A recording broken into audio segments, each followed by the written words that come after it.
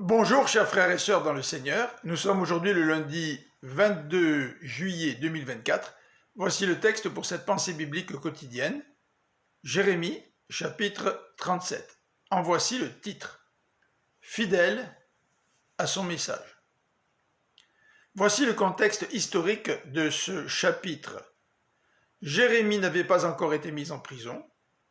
L'armée de Pharaon avait quitté l'Égypte pour venir au secours des Judéens, ce qui poussa les Babyloniens à lever le siège de Jérusalem. Sédécias, fils de Josias, avait été établi roi sur Juda par Nabuchodonosor. Tout le peuple et ses dirigeants n'obéissaient pas au commandement de l'Éternel.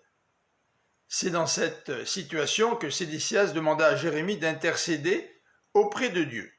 Voici la parole que l'Éternel adressa au prophète.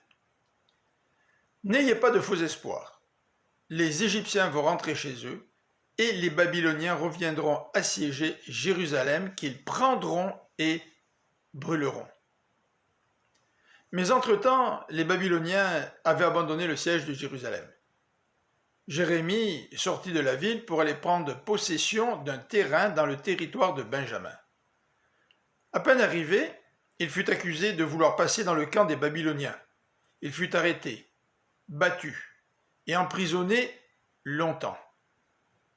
Par la suite, Sédécias le fit secrètement venir dans son palais pour l'interroger. Jérémie lui répéta le même message. « Toi, Sédécias, tu tomberas entre les mains du roi de Babylone. » Le prophète profita de sa présence devant le roi pour lui demander de ne pas le renvoyer dans la prison d'où il venait, car il avait peur d'y trouver la mort.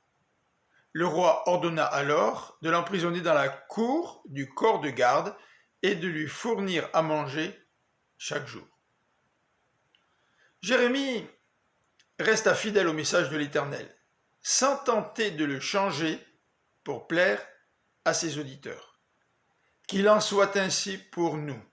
Ne modifions pas l'Évangile pour le rendre plus attirant. Que le Seigneur vous bénisse. Je vous souhaite une bonne fin de journée. À bientôt.